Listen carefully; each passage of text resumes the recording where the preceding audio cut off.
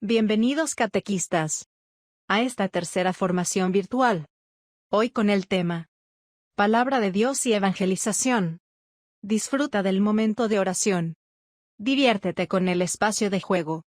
Aprende en el momento de formación.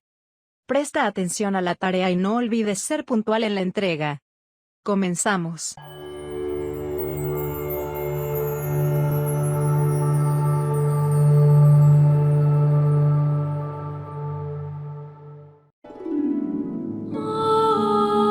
Del Evangelio de San Juan en el capítulo 1, versículo 14. La palabra se hizo carne y habitó entre nosotros.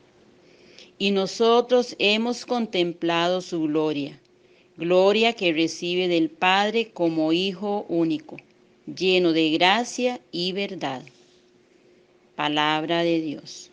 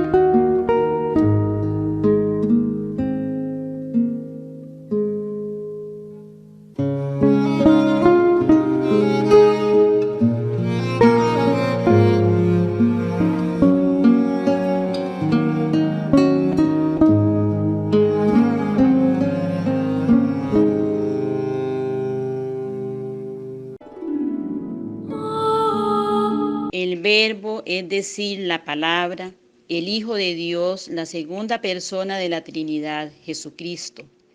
La verdad sobre el Verbo contenida en el prólogo del Evangelio de San Juan confirma en cierto sentido la revelación acerca de la sabiduría presente en el Antiguo Testamento y al mismo tiempo la trasciende de modo definitivo. El Verbo no solo está en Dios, sino que es Dios. Al venir a este mundo en la persona de Jesucristo, el Verbo viene entre su gente, puesto que el mundo fue hecho por medio de él. Vino a los suyos, porque es la luz verdadera que ilumina a todo hombre. La autorrevelación de Dios en Jesucristo consiste en esta venida al mundo del Verbo, que es el Hijo eterno.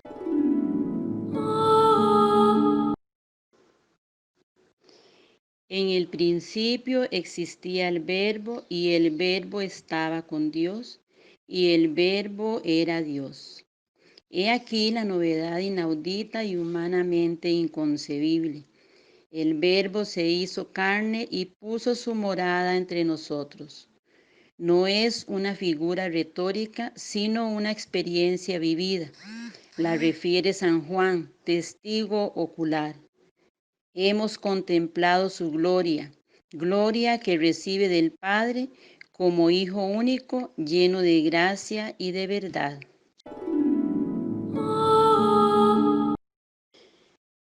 No es la palabra erudita de un rabino o de un doctor de la ley, sino el testimonio apasionado de un humilde pescador que, atraído en su juventud por Jesús de Nazaret, en los 3 años de vida común con él y con los demás apóstoles, experimentó su amor hasta el punto de definirse a sí mismo el discípulo al que Jesús amaba.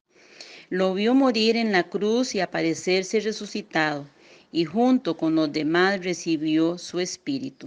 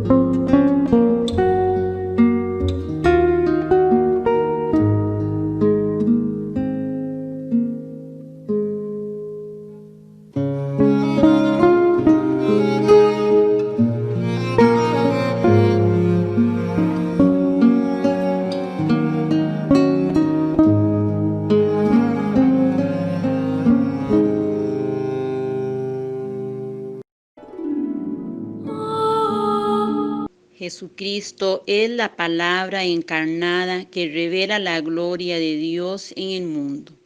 Vino a los suyos y los suyos no lo acogieron, pero a quienes lo acogieron, los hizo capaces de ser hijos de Dios. Señor, que me dé cuenta del amor que me tienes y que me has mostrado al hacerte como uno de nosotros.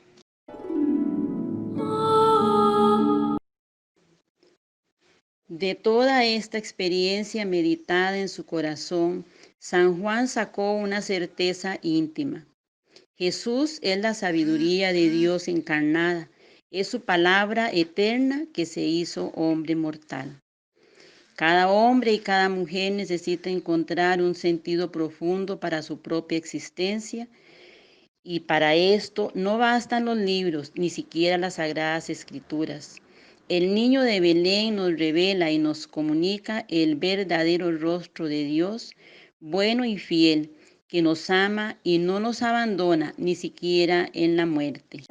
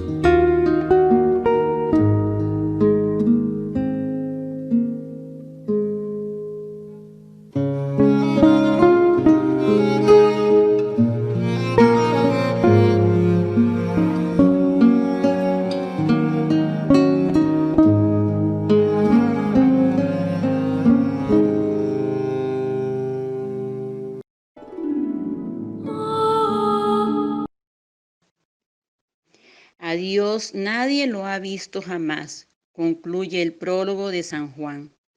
El Hijo único que está en el seno del Padre, Él lo ha contado. Emmanuel, Emmanuel, con nosotros está Dios. Emmanuel, Emmanuel, con nosotros está Dios. Emmanuel,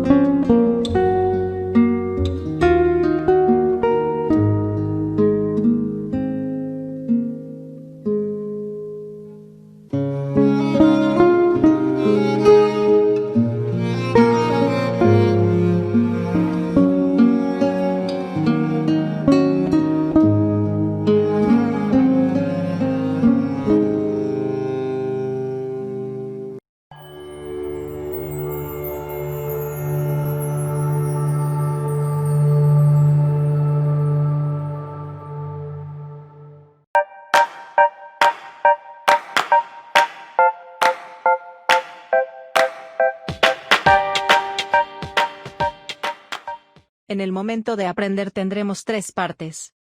La revelación de Dios. La Sagrada Escritura. El proceso evangelizador. Comencemos. ¿Cómo se ha revelado Dios? Durante miles de años, Dios se ha manifestado al hombre. De esta manera, el hombre ha llegado a una comprensión cada vez más profunda de Dios. Este proceso se llama revelación. Un evento clave en la historia de la revelación ocurrió hace 4000 años aproximadamente. En esa época, un hombre llamado Abraham vivió en Harán. Harán se encuentra en lo que hoy es el sudeste de Turquía. No solo había casas en Harán, estacionamientos y centros comerciales, sino que también había templos, muchos templos. Porque entonces la mayoría de la gente creía en muchos dioses. Había uno para la fertilidad, otro para la cosecha, otro para la lluvia, la guerra, incluso para la pedicura. Y fue justo en medio de este mar de divinidades donde Abraham oyó la voz de Dios. Irás a una tierra que te mostraré. Abraham confió en Dios, tenía fe y se marchó a Canaán. Él confió en Dios cuando le prometió un hijo y se mantuvo fiel a lo largo de todas sus tribulaciones. Abraham, que vino a ser llamado Abraham, es considerado como el padre de la fe en el único Dios. Los descendientes de Abraham son llamados israelitas. Muchos años más tarde, los israelitas cayeron bajo el poder de los egipcios. Comenzó un nuevo capítulo y entonces tuvo lugar la conocida historia de Moisés. Después de muchos años de esclavitud, del fenómeno de la zarza ardiente, de un faraón que se mantuvo cambiando de opinión y finalmente de las muchas plagas, Moisés llevó a su pueblo a la libertad. A lo largo del camino hacia la tierra prometida, Dios dio a los israelitas los 10 mandamientos e hizo un pacto con ellos. Finalmente estos conquistaron la tierra de sus antepasados y se establecieron en ella. Y así pasaron luego años y años. Entonces los israelitas exigieron a un rey y les fue otorgado Saúl. Su infeliz gobierno fue sucedido por David.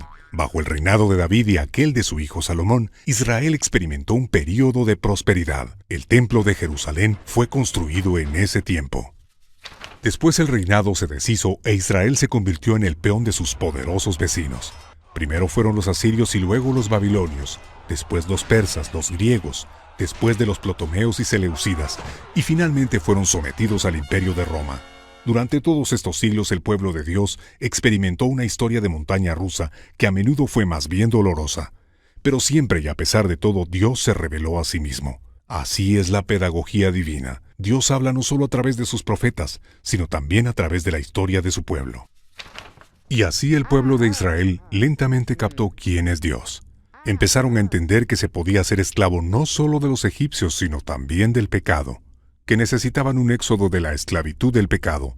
Se dieron cuenta de que su tierra prometida solo podía ser un pálido reflejo de la verdadera casa celestial, que a pesar de todos sus esfuerzos, la ley nunca los haría hombres justos, sino solo la acción de Dios. Comprendieron que era necesario un Salvador, un Redentor de la humanidad enviado desde lo alto. Y entonces hace 1000 años, en la plenitud de los tiempos, como es dicho, Dios actuó. No, un poco más a la izquierda. Jesús, el Redentor de la humanidad, nació en Belén. Su venida sucedió de manera diferente a como muchos la habían previsto. No era un guerrero colosal o un superhéroe listo para enfrentarse a los romanos. Predicó paz en medio de la opresión. Luchó contra el odio con amor. Él nos dio la vida por su propia muerte. Para algunos de los israelitas era evidente que con la venida de Jesús todas las promesas de los profetas se habían cumplido, y así llevaron el mensaje de la salvación a los confines de la tierra. Estos fueron luego llamados cristianos, y hoy en día forman parte del grupo más grande de creyentes en la tierra.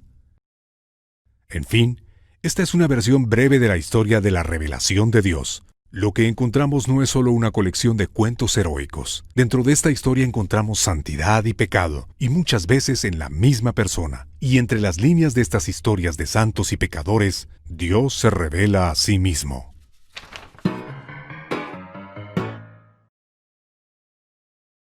La respuesta del hombre al Dios que le habla, al Dios que se revela, es: La fe. Y para ti, querido catequista, ¿qué es la fe?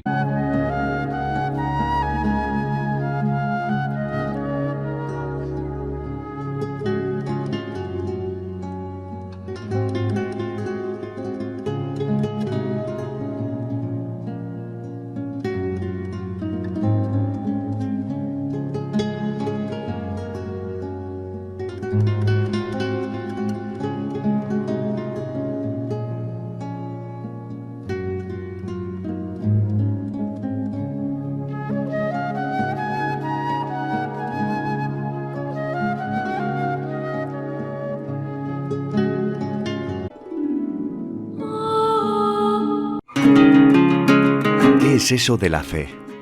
Eso de creer en cosas que no se pueden demostrar. Hay que estar loco. ¿O no? Según el diccionario, la fe es conjunto de creencias de una religión, conjunto de creencias de alguien, de un grupo o de una multitud de personas, confianza, buen concepto que se tiene de alguien o de algo. En el mundo hay unos 7 billones de personas, pues más de 1 billón son católicos, sin contar el resto de religiones. Solo el 13% de la población mundial se declara atea, y a lo largo de la historia de la humanidad siempre ha habido más creyentes que no creyentes, y la tendencia del ser humano parece ser buscar ese algo más que llamamos Dios. De hecho, muchos científicos son creyentes e incluso religiosos, como el padre del genoma humano Francis Collins, el descubridor de la penicilina Alexander Fleming o el creador de la teoría del Big Bang, el sacerdote Georges Lemaitre. Eso está muy bien, pero mucha gente no equivale a la verdad. Los datos siempre son muy aburridos. Entonces, ¿qué pasa con esto de la fe y la religión? La fe no es solo una institución o un número de personas. Desde luego que no son una serie de normas a seguir o unos requisitos que cumplir para salvarse. Tampoco es una esperanza a la que agarrarse o una tradición muy aburrida en la que nos han educado. La fe no es solo la Semana Santa o los regalos de la Navidad. Ni siquiera son solo los sacerdotes o los obispos. Ni siquiera el Papa. La fe es mucho más que eso. La fe es esa carta que escribías a los reyes pidiendo esa cosa más que no se podía comprar con dinero. La fe es rezar siempre el día de antes porque has sido un vago, pero consideras que, mira, no te portas tan mal. La fe es saber que no se ha ido, que sigue ahí. La fe son esas cenas en familia y también las peleas, porque es que todos tenemos nuestras cosas. La fe son esos amigos que son la familia que uno elige y todas esas aventuras y batallitas de las que no sabéis cómo habéis salido vivos.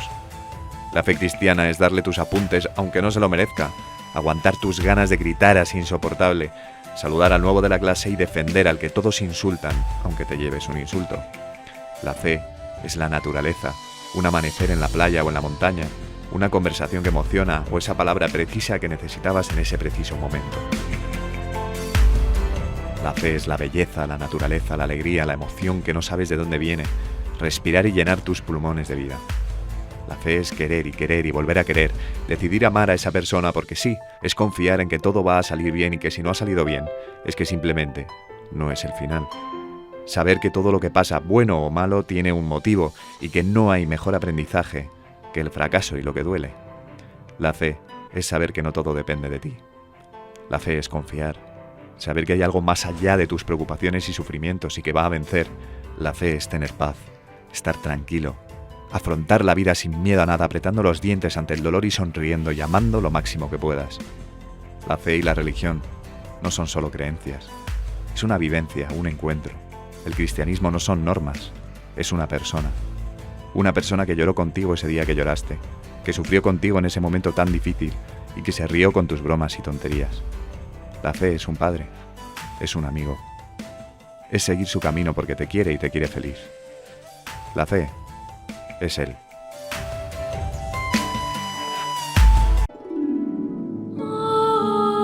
La revelación de Dios está testimoniada por la Sagrada Escritura, que es la palabra de Dios en cuanto se consigna por escrito bajo la inspiración del Espíritu Santo, pero íntimamente unida a la tradición que transmite íntegramente a los sucesores de los apóstoles, la palabra de Dios, a ellos confiada.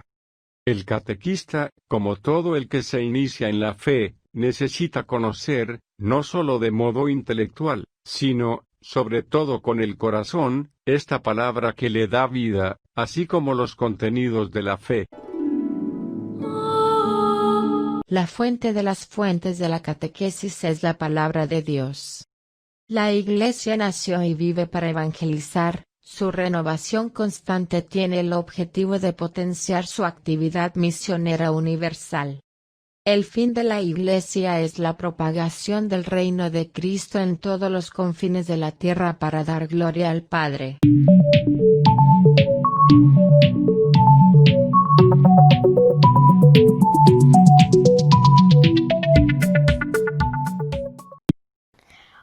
Hola catequistas, hoy jugaremos charadas. Pon atención a la mímica que Carla hará y adivina la acción. Pista. Todas las acciones relacionadas a cuidados que debemos tener por el COVID-19. ¡Mucha suerte!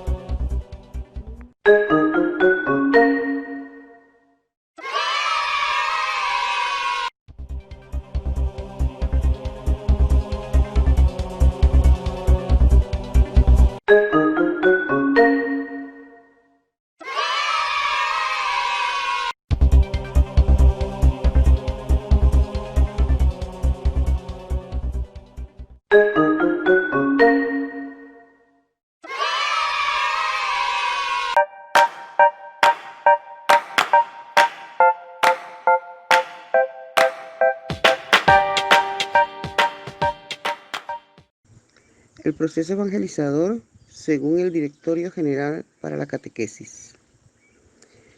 En los numerales del 74 al 80 de las orientaciones para la catequesis en Costa Rica, se describen varias particularidades del proceso evangelizador que debemos tomar en cuenta al momento de planificar la catequesis en nuestras comunidades parroquiales. En primer lugar, debemos recordar una nota propia de nuestra Iglesia Católica, y es que la Iglesia existe para evangelizar a todos los seres humanos sin excepción, sean estos no creyentes o sean personas que viven en la indiferencia religiosa. Por otra parte, todo proceso evangelizador se hace realidad mediante el testimonio de los evangelizadores, la aproximación alegre a las personas y la acogida cálida a los que se acercan. Asimismo, no habrá evangelización sin un diálogo que demuestre un interés genuino por los problemas que aquejan a los interesados y sin una práctica sincera de una caridad marcada por el deseo de dar respuesta a sus anhelos, a sus dudas y a sus inquietudes. Es ahora cuando debemos recordar que la catequesis de inspiración catecumenal se deja guiar por el modelo evangelizador que acabamos de mencionar y está estructurada en 3 etapas o momentos esenciales que no son cerrados y se pueden repetir siempre que sea necesario.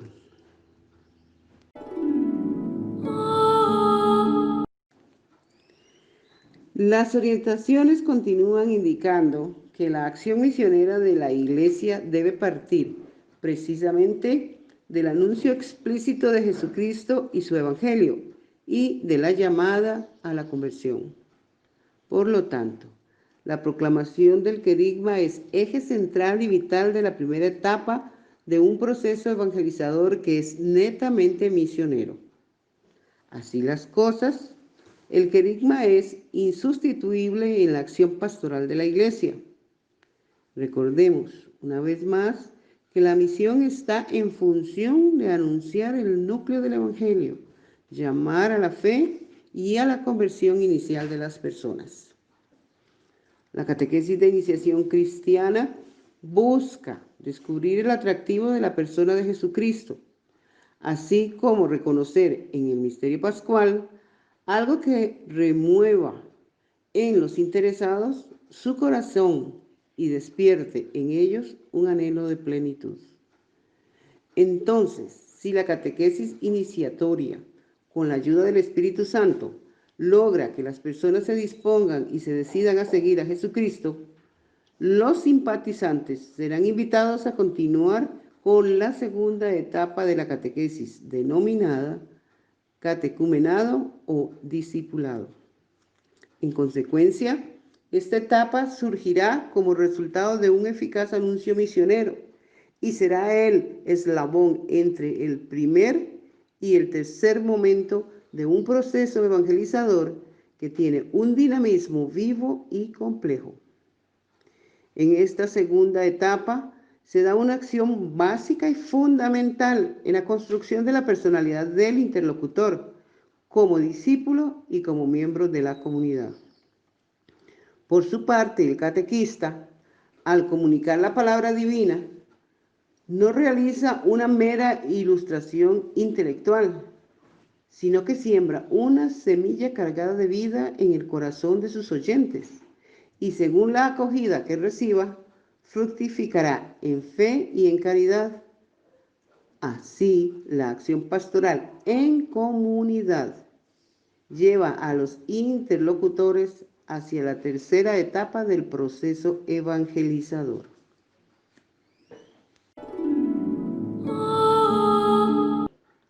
Quien se ha convertido a Dios y ha aceptado la fe en Jesucristo, ambas de forma inicial, serán introducidos a la vida de la fe por mediación de la catequesis, la participación en los sacramentos, los comportamientos morales y el testimonio que brota de su incorporación. En esta última etapa, la acción pastoral tiene un claro matiz eclesial. Este particular momento del proceso evangelizador es para los fieles cristianos ya iniciados en los elementos básicos, que necesitan alimentar, madurar y educar permanentemente su fe.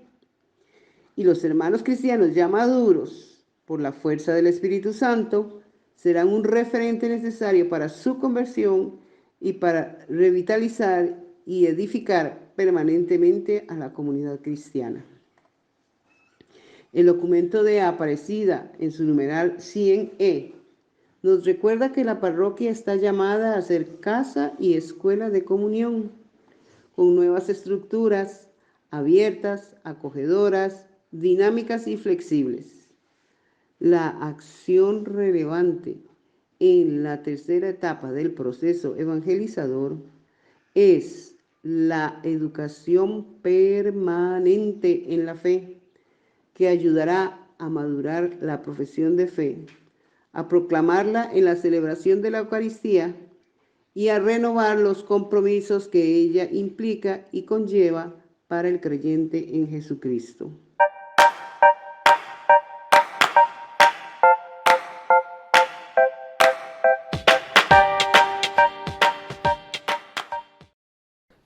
Dimensiones de la evangelización y de la catequesis.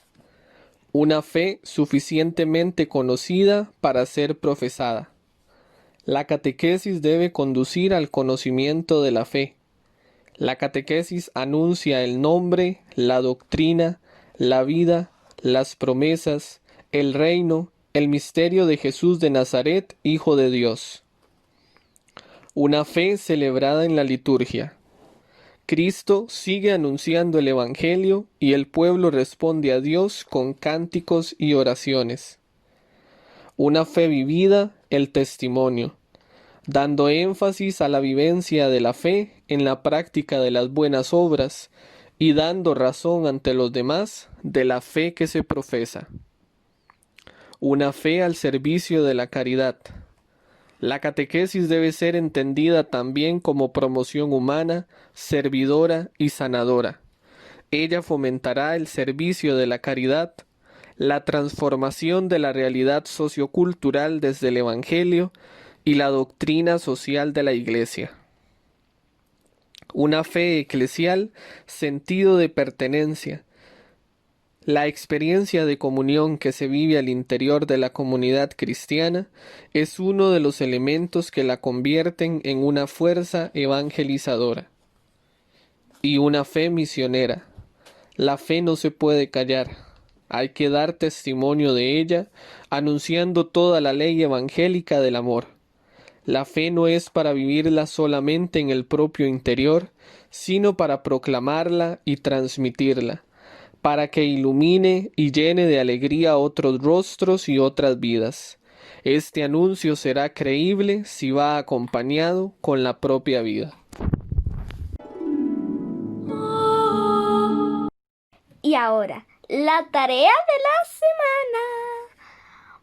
Vas a tomar cada dimensión del proceso evangelizador y pensar en un compromiso para llevar a cabo. Por ejemplo, en fe suficientemente conocida, puedo asumir como compromiso participar de las formaciones virtuales y enviar las tareas a tiempo. No olvides enviar a tu coordinador de nivel. Punto.